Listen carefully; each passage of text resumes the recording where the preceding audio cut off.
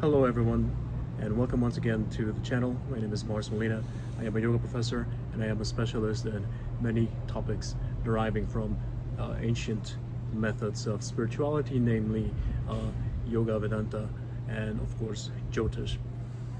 So today is Thursday, so we have to record our video. And by the way, I'm frowning because I am literally in the sun and it's quite bright. There are a few clouds, so hopefully I will not get too much of a tan that will hurt my skin. But if you see me frowning, that's why, because it's really sunny right now. But we are here again to record this video, and today I do not actually have an astrological perspective to share. Today what we have is a video that I've been and if you've been following the recent videos, you know that I've been meaning to talk about this for a little while, which is a bit of a story of a particular individual that created many powerful and important things for the world of spirituality.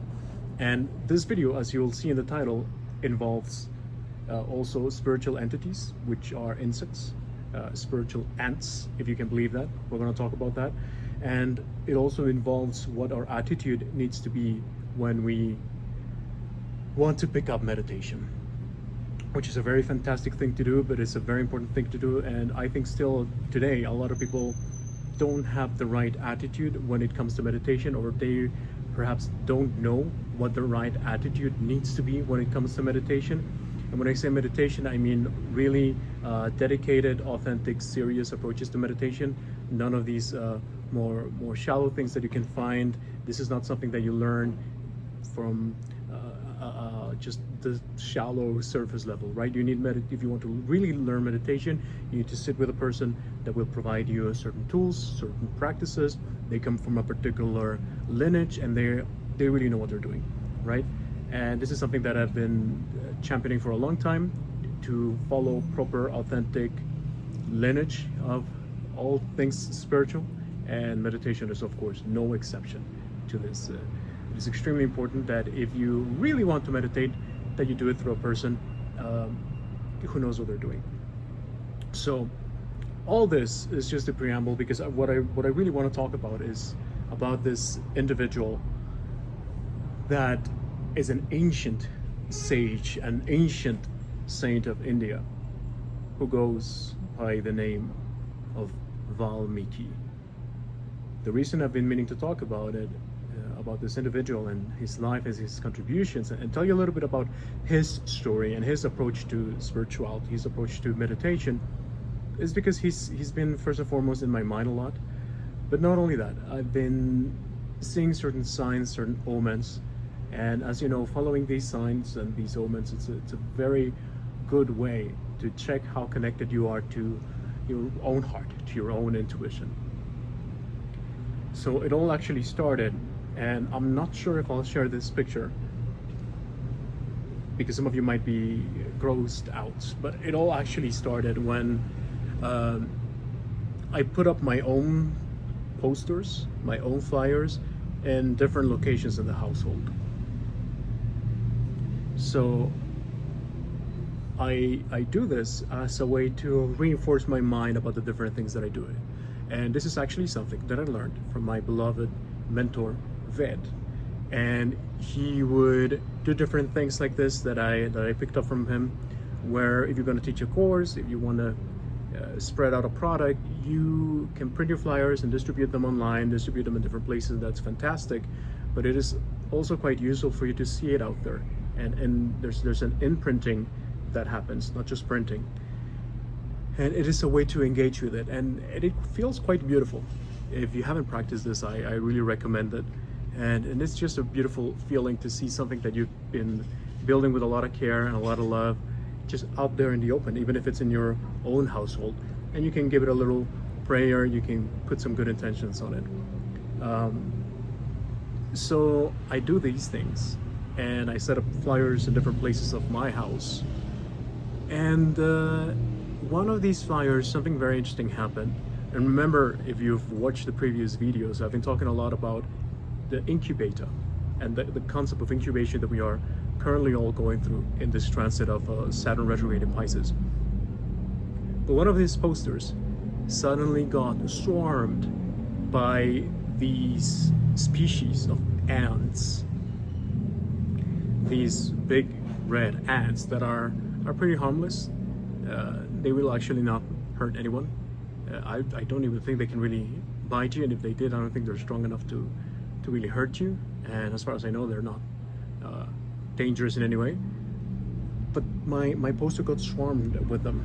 A whole ball of them swarmed, and they were of course caring for what's really precious for them, which is eggs, right? And they probably had a queen somewhere in there, and I decided not to disturb them, right? Because they're not hurting anyone, they're not hurting me, they're not, you know, filthy, they're harmless.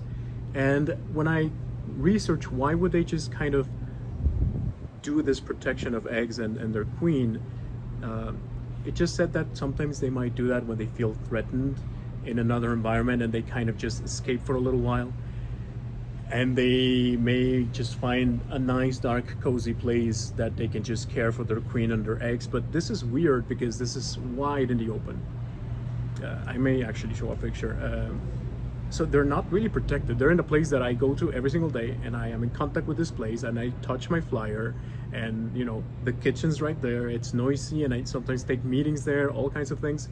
So it's not a really hidden place. So it was quite interesting to me that they decided to take this place for that. And of course, this invigorated more the thought of Valmiki in my mind. And you're going to see why. You're going to see why Valmiki is related to the ants, and why I mentioned my poster. And remember who I learned this from, and I mentioned my mentor in all of this. So let me get started with the story of Valmiki. Valmiki, like I said before, he is an ancient sage, an ancient wise man of India, a real saint. He contributed enormously, and I would say he continues to contribute enormously to the spirituality of many, many people. In fact, Valmiki is contributing to your spirituality in this moment. Let me tell you a bit about his story. When Valmiki was a child, he got separated from his family. He got lost in the woods, and he never managed to go back to his own family. He was lost. Eventually, he was adopted by a different family who were forest dwellers, and they were hunters. So they raised him as one of his own, and they taught him the art of the hunt. And he became a quite accomplished hunter. He was strong, he was powerful, and after many years went by, and he was of marrying age, he was of course married to one of the girls in that particular hunter village. But when this happens, of course, he now becomes directly responsible for the well-being of this person. And as things go and years go by, then they have a few kids. And I understand from most of the different versions that I've heard from his story that they had quite a bit of children. And that's quite a few mouths to feed. And despite the fact that he was a very accomplished hunter, it was getting really hard to protect everyone and feed everyone. One day, I do not know exactly how it came to pass, but one day at a crossroads, he encountered a group of travelers, and for one reason or another, Valmiki ended up robbing them, and he became basically a road thief as well as a hunter. So for a while, he would just threaten people on the road, and you know, he knows how to handle a weapon. He's strong, he's a hunter, he's ferocious. So people were easily intimidated, and he would just rob people of everything they had, and he would bring it back to his family to feed them or whatever they needed, right? One day, things really took a turn for the life of Valmiki. One day, he saw a group of travelers, and as usual, he did his whole scene of wanting to rob them. But these people were different, and he was surprised about them. They were completely unafraid. It is said that one of them, the leader of this group of travelers, if we could call him as such, even said something along the lines of like, well, sir, if you want to rob us, go ahead, but you'll see that there's not much to rob, and that additionally, anything that you could possibly take from us, we'll happily give it to you. As you can see, we are traveling monks. We have our robes, we have very simple things, very simple footwear. We barely have any food with us, if at all, and we probably have a rosary or two, and that's about it. There's nothing you can take from us. This really shook Valmiki to the core. He had never seen anything like this. And there was something about it that really, I imagine, must have really fascinated him. He became curious and he started questioning these people, asking, well, why are you so unafraid? Usually people are afraid of me. Do you not see my weapon? Do you not see how strong I am? And they said, yes, sir, but take whatever you want. We're detached from it. He realized these people were not normal. They were quite advanced, and they would even challenge him. The man in question that was challenging him actually said something quite interesting that I want you all to reflect about, that strikes deeply at the heart of what makes a partnership and what makes a family. He said to Valmiki, does your family know you're a thief? And there's another question. Do you think that they would take part in your sin? Meaning, there's a price to pay for the sin of becoming a thief and for stealing. There is karma. You're going to pay for this, right? If they are your family, if this is your wife, if this is your children, they love you deeply. Will they take part? Will they take also responsibility and their portion of the price to pay for your sins? This really shook Valmiki even deeper. And I imagine that this happened also because he had the temperament inside of him to wonder and question these things. Remember, he's someone that was lost. So he knows what being lost means, and he knows what being found also means and how it feels. So what happened after is that Valmiki figured, well, I want to go back to my family and I want to ask them these questions because these are good questions. I want to know the answer. And but he didn't want the holy people to run away from him, so he tied them up somehow and he said, don't escape. They said, we won't escape, we'll wait for you here, it's fine. But he's not quite there yet. So he ties them up and he goes back to his family. And as you can imagine, he goes to his wife and she sees him very, very excited. She asks, what's going on? Is everything okay? Of course, he asks the question, I'm a thief, and will you take part of the price and the sin that I've committed? Will you also take up your portion?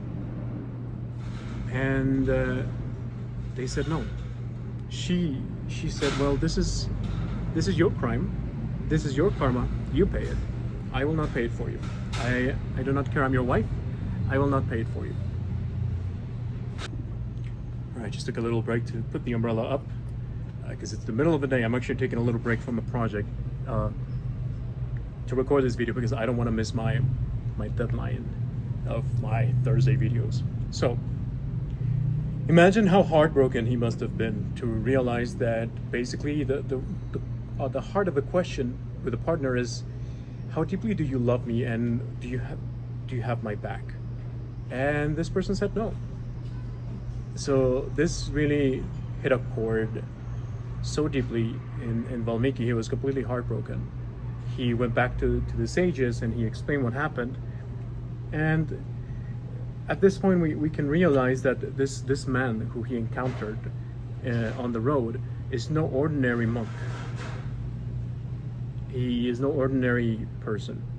This is none other than another of the really iconic and important holy people. And This is one of the most iconic and holy people of India, whose name is Narada. But if I explain more about Narada, this video will be too long, and perhaps it's a story for another time. But for now, we can know that Narada is an extremely powerful, an extremely huge heart of spirituality in India, and his love for God is incredibly powerful. It's just ineffable. So if you're curious, it's a good idea to follow him up. So Narada felt a lot of compassion for Valmiki, which I did omit to mention this, but when Valmiki was a child, he was not called Valmiki. He had another name.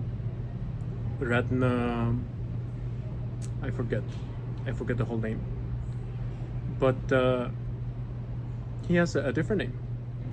But he sees this man that is shaken to the core, and he explains to him, well, I will help you, because now you understand Valmiki feels a lot of guilt, and he feels regret, and he aspires to be back in alignment with his own heart, back in alignment with his true home, which is the home of the Spirit, which is the heart of the divine, the heart of God.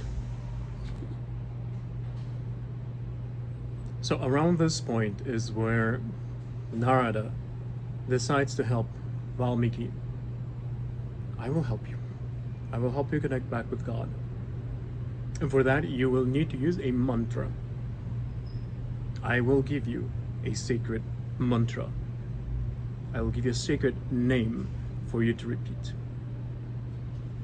And with this, you'll be able to repay for the sins of the evil deeds that you have caused, and you will be able to find your way back home, to the home of the Spirit. It wasn't as simple as that.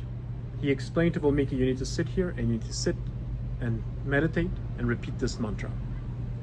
But spirituality has certain rules. It's the occult. You cannot give a mantra to a sinner. You cannot give a mantra to a criminal. So Narada needed to be quite clever. See, this is the trick. And in Bhagavad Gita, which is one of the main scriptures, they talk a little bit about this, that there's kind of like a loophole. But I feel like I shouldn't say more about that. So he gives Valmiki a special formula.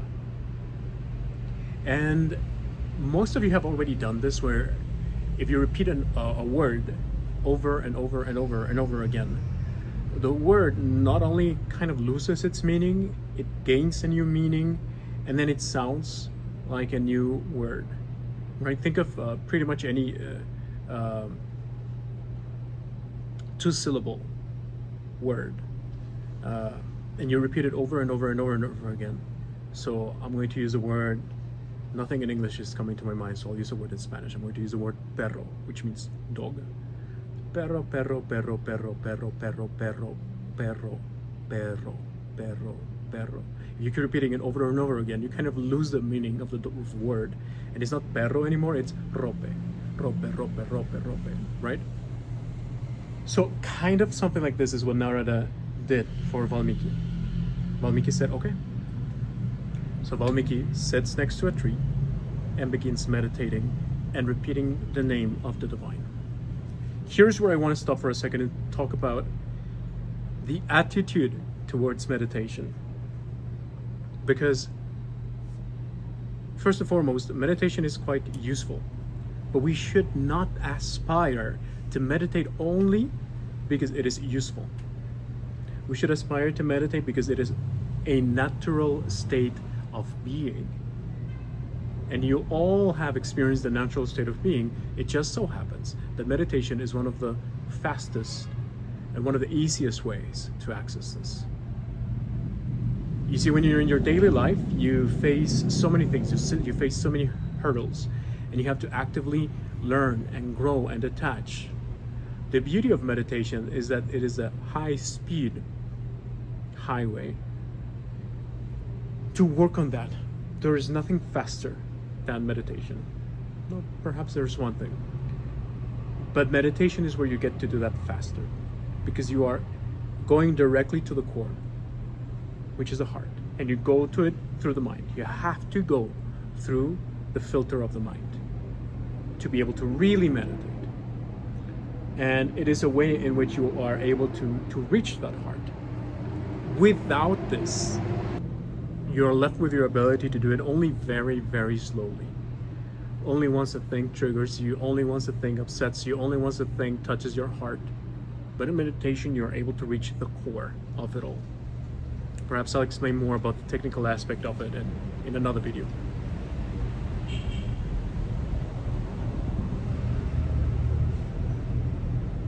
So I'm taking so many pauses here because it's incredibly noisy today. But I will persevere and record my video no matter the interruptions. So,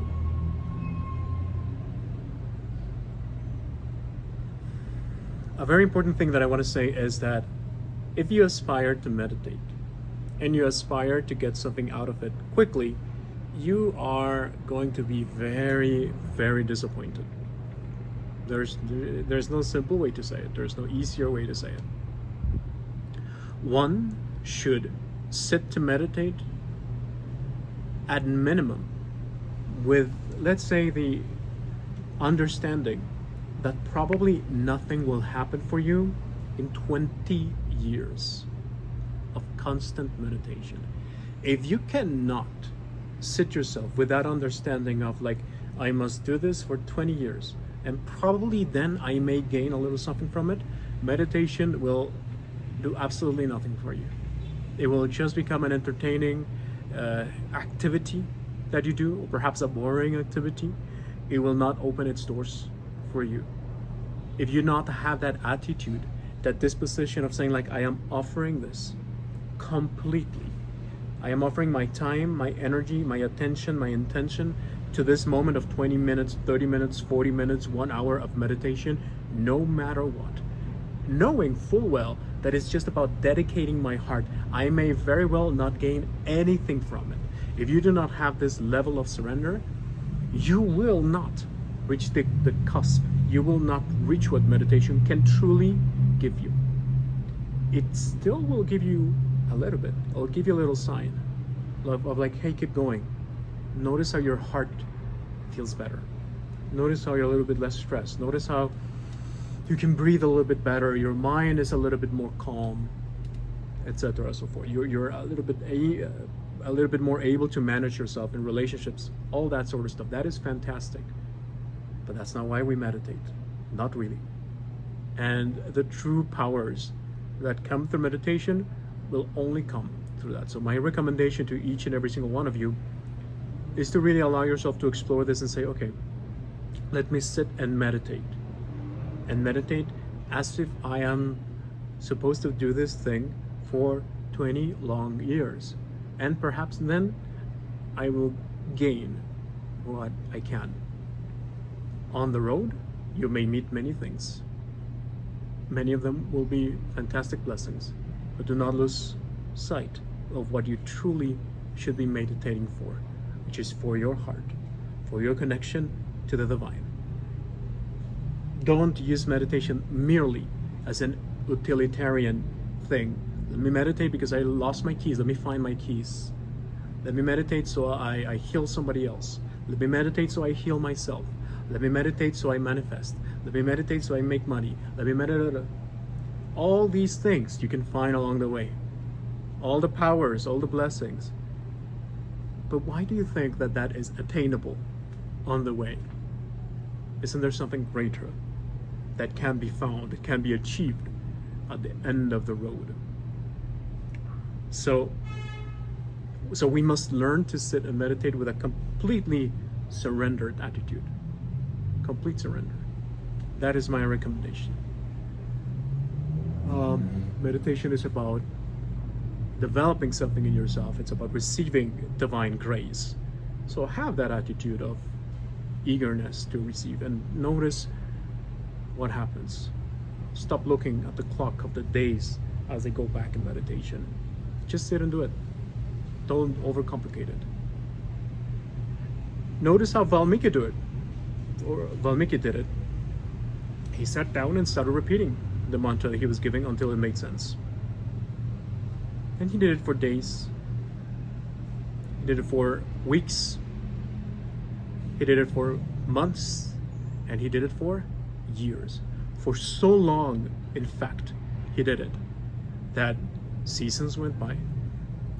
Geographical changes came about. At some point, the landscape had changed so much. At some point, the landscape had actually changed so much that he was actually underground now. He was in the same location, but he had been buried through whatever changes in the landscape of that location, maybe through a lot of floods and rain and all kinds of things. Basically, the ground had risen. Many years went by, and Valmiki continued, completely focused, completely laser focused on repeating this holy name of God. How many years went by? I've actually stumbled upon different stories that different versions that tell a different amount of years, but let's just say an insurmountable amount of years. Let's say 1,000 years. 1,000 years later, Narada, the same saint who had given Valmiki his blessing, went by again. And I just imagine it must have been kind of fantastic, even perhaps a little bit comical, where Narada must have been at this place and felt the presence of Valmiki.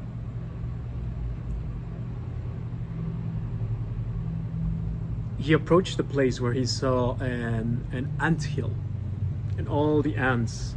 What had happened is that they had built an anthill around Valmiki, and he was completely buried.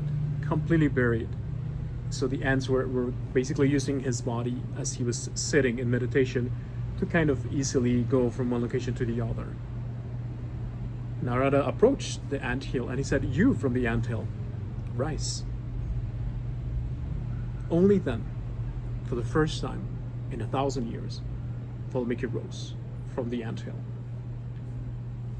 Some versions say that this happened a little bit sooner, a little bit after, but at some point in this prayer, he was approached by Brahma, the divine God.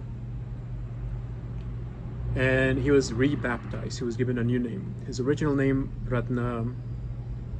Oh, it's on the tip of my tongue. Ratna. He said, "You have a new name now. You of the anthill. You will be called Valmiki." Valmiki is the man of the anthill. That's literally what it means. I think in India, maybe in Hindi or Sanskrit, is something like Avalmiki, Avalmike, something like this.